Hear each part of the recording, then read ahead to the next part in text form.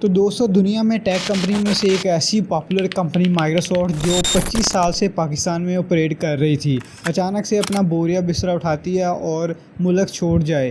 तो इससे पीछे क्या रीज़न हो सकती है, इससे पाकिस्तान पर क्या असर पड़ेगा और इसके क्या क्या आपको असरअंदाज हो सकती हैं चीज़ें। तो आप सोच रहे होंगे इससे मेरा क्या लेना देना, मगर यकीन माने इसका असर हर स्टूडेंट, बिज़नेस और हर टेक लवर पर पड़ेगा।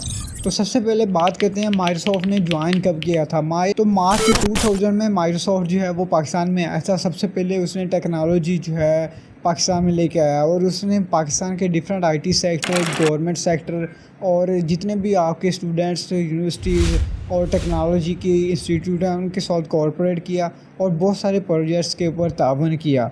कि मैं आपको सिंपल एग्जांपल देता हूँ। अगर आप कोई भी शॉप ओपन करते हैं, अगर आप कोई भी बिज़नेस रन करते हैं, एग्जांपल के तौर पे आपने एक थोड़े बड़े लेवल की, मिड लेवल की एक शॉप बना दी है जो कि डिफरेंट प्रोडक्ट्स सेल करती है। पॉइंट ऑफ सेल सिस्टम आपने बना दिया है। अब यह क्या कर सकते हैं, उसको आपने मेंटेन करना है, यानी कि डिफरेंट आप मार्केट्स जाएं तो आप देखते होंगे वहाँ पे प्रोडक्ट्स पूरी स्कैन होती हैं और एक पूरा इन्वेंट्री का मैनेज किया जाता है, स्टॉक। अब ये जो तमाम चीज़ें हैं, इसके पीछे एक सॉफ्टवेयर जो आपको हाई लेवल का जो तमाम चीज़ें मैनेज करने का, इन्वेंट्री का, पॉइंट ऑफ सेल सिस्टम चाहिए होता है। अब इस तरह ये सॉफ्टवेयर बनाने के लिए आप क्या करेंगे, डिफरेंट आईटी सेक्टर से रब्ता करेंगे, डिफरेंट कंपनी के सॉफ्टवेयर हाउस जो कि वो सॉफ्टवेयर डेवलप करते हैं, आप उनको पे करेंगे और वो कंपनीज़ जो हैं वो सॉफ्टवेयर हाउसेज आपको सॉफ्टवेयर बना के देंगे ताकि आपका बिज़नेस ईज़िली ग्रो हो सके। सेम उसी तरीके से माइक्रोसॉफ्ट टेक कंपनी जो कि आपके बिज़नेस सेक्टर, आईटी सेक्टर और जितने भी गवर्नमेंट की इंस्टीट्यूट हैं उनको साथ तावन करती थी तमाम प्रोजेक्ट्स में, और जिससे आपके दोनों की मुल्क की माशी और बिज़नेस जितने भी रन हो रहे थे वो तमाम चीज़ें स्मूथ रन कर सकते हैं और बहुत ज़्यादा टेक्नोलॉजी का आप प्रॉपर यूज़ कर सकते थे। अब नेक्स्ट बात करते हैं माइक्रोसॉफ्ट ने पाकिस्तान क्यों छोड़ा। तो नंबर 1 इसकी रीज़न है ग्लोबल रीस्ट्रक्चरिंग।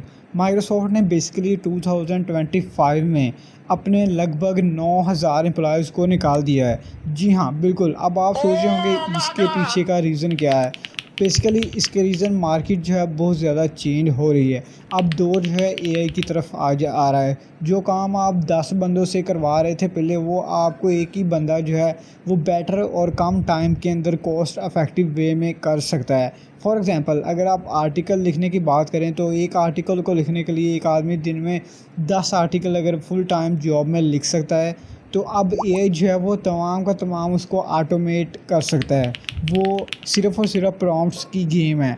आप किस तरह का प्रॉम्प्ट देते हैं और उस तरह की आउटपुट आप गेट कर सकते हैं। अब एआई से आपकी बहुत सारी हार्डवेयर बेस, सॉफ्टवेयर बेस और इवन कि कोडिंग भी आपको एआई खुद से करके दे देता है। अब ये तमाम चीज़ें जो है रिस्ट्रक्चर हो रही हैं, एआई को जो है मार्केट किया जा रहा है, इसकी बेस पे जो एम्प्लॉयज़ हैं या जॉब्स हैं वो चेंज हो रही हैं। बेसिकली चेंज जो हो रही हैं वो एआई बेस्ड जॉब ज़्यादा हो रही हैं, जो पुरानी टेक्नोलॉजी जितनी भी है वो कम हो रही है। नंबर 2 है पार्टनर बेस मॉडल।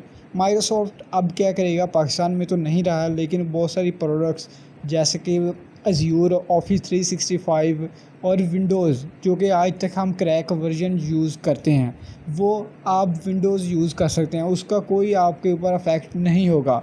लेकिन जो कंपनीज़, बड़ी कंपनीज़ जो कि लाइसेंस्ड प्रोडक्ट या स्पेशल आपके पे करके माइक्रोसॉफ्ट की यूज़ करती थी, अब वो उनको आपका बहुत ज़्यादा नुकसान होने वाला है, क्योंकि अगर उसके प्रोडक्ट्स के अंदर कोई भी मसला आता है तो बजाय इसके आप लोकल जो आपके रिश्तेदारी की चीज़ें हैं उनसे रब्ता करें, आपको ग्लोबली उसको जाना पड़ेगा और उससे कॉन्टैक्ट करना पड़ेगा, जिससे आपकी कस्टमर सपोर्ट सर्विसेज जो है बहुत ज़्यादा मुतासर होंगी।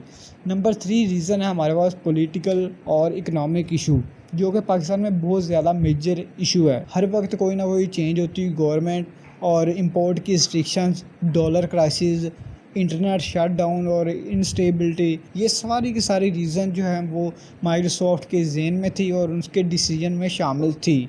फॉर एग्जांपल अगर आप सिंपल बात करें, अगर आप कोई भी आप लोकल बंदे या कोई भी बंदा जो पाकिस्तान में ऑनलाइन अर्न करता है, अब उसके लिए क्या रिस्ट्रिक्शन हो सकती है। हम मेजर बंदे की बात करें, फॉर एग्जांपल आप कोई बिजनेस या ऑनलाइन इनकम जनरेट करना चाहते हैं। एक पॉपुलर जो पेमेंट का सिस्टम है जिसका नाम है पेपाल, जो कि बहुत सारी वेबसाइट्स बहुत सारी चीज़ें यूज़ ऑनलाइन ट्रांसफ़र मनी के लिए यूज़ होती हैं। बहुत सारी वेबसाइट जो हैं सिर्फ़ और सिर्फ पेपाल या स्ट्राइप पे बेस करती हैं। अब कोई भी बंदा अगर उस वेबसाइट पे पाकिस्तानी काम करता है तो वो क्या होगा, वेबसाइट विथड्रॉ जो है वो आप नहीं करवा सकते हैं। तो ये एक किस्म की आपको रिस्ट्रिक्शन हो जाती है, क्योंकि पेपाल पाकिस्तान में ऑपरेट नहीं करता, इसलिए आप पैसे डायरेक्टली पाकिस्तान में अकाउंट नहीं खोल सकते हैं पेपाल का और विथड्रॉ भी नहीं करवा सकते।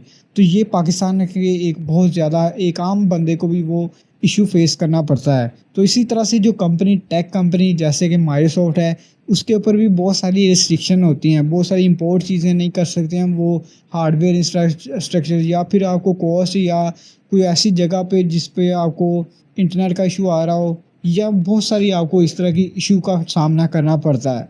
तो ये भी एक पाकिस्तान की इकोनॉमिक और इनस्टेबल पॉलिटिकल इंफ्रास्ट्रक्चर की वजह से इशू है। अब नेक्स्ट बात करते हैं इसका असर क्या होगा। तो बेसिकली असर आम आदमी तो इतना असर नहीं होगा, लेकिन पाकिस्तान पे ओवरऑल देखा जाए तो पाकिस्तान को बहुत ज़्यादा इसके अंदर सामना करना पड़ रहा है, क्योंकि एक पॉपुलर टेक कंपनी आपकी जो है वो छोड़ के चली गई है। इससे ये साबित होता है कि आपका टेक इमेज बहुत ज़्यादा आपका नेगेटिव गया है, यानी कि कोई भी टेक या इस तरह की नई टेक्नोलॉजी वाला बंदा आपके कंट्री पर ट्रस्ट नहीं कर सकता, वो आपके अंदर इन्वेस्टमेंट नहीं कर सकता है। तो ये एक पाकिस्तान की टेक का इमेज जो है बहुत ज़्यादा डाउन हुआ है। तो नेक्स्ट जो चीज़ें इफेक्ट हुई हैं वो हैं स्टूडेंट्स और टीचर्स, जो बेसिकली माइक्रोसॉफ्ट की सर्टिफिकेशंस है, फ्री में कोर्सेज़ और सर्टिफिकेट हासिल करते थे, अब वो चीज़ें जो है आपको नहीं मिलेंगी।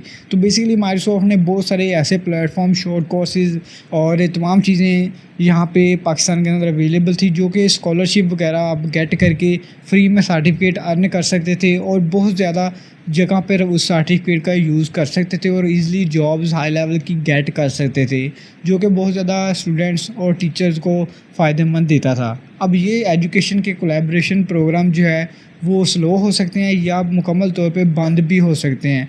अब उसके बाद नेक्स्ट बात करते हैं बिज़नेस इश्यूज़। अब बिज़नेस जो कि ग्राउंड पे बहुत ज़्यादा बड़ी कंपनीज़ जो कि माइक्रोसॉफ्ट पे कम्प्लीटली रिलायबल थी, यानी माइक्रोसॉफ्ट पे डिपेंड करती थी, उनके लिए थोड़ा इशू हो सकता है, क्योंकि वो अब डायरेक्ट कॉल सेंटर या सपोर्ट्स या कॉन्टैक्ट करना मुश्किल हो सकता है। सिर्फ ऑनलाइन या ग्लोबली अगर कोई भी इशू आता है हार्डवेयर या सॉफ्टवेयर बेस्ड, तो ग्लोबली उसको जो है वो एड्रेस करना पड़ेगा। तो कुल मिला के बात करें तो ये बहुत ही ज़्यादा नेगेटिव असर पड़ा है। ज़ाहिर बात है एक पॉपुलर कंपनी जिसका नाम माइक्रोसॉफ्ट है, तो ज़ाहिर बात है एक ऐसी कंपनी जो कि बहुत ज़्यादा देर से ऑपरेट कर रही है पाकिस्तान में, अगर वो यहाँ पे सस्टेनेबल नहीं कर सकती है तो नई कंपनी जैसा कि टेक कंपनी होगी, ओपन एआई होगी या एआई बेस्ड जितनी भी सर्विसेज हैं वो तो सोच समझ कर इन्वेस्ट करेंगी पाकिस्तान के अंदर, या हो सकता है बहुत ही मुश्किल इन्वेस्ट करें, जिसकी वजह से पाकिस्तान जो है वो टेक या एआई आईटी सेक्टर में बहुत ज़्यादा पीछे भी रह सकता है, या आप समझ सकते हैं थोड़ा नीचे जा सकता है। तो ये थी इसकी वीडियो, और मेरा आपको पसंद आई कि वीडियो को लाइक करें, चैनल को सब्सक्राइब करें। Thanks for watching.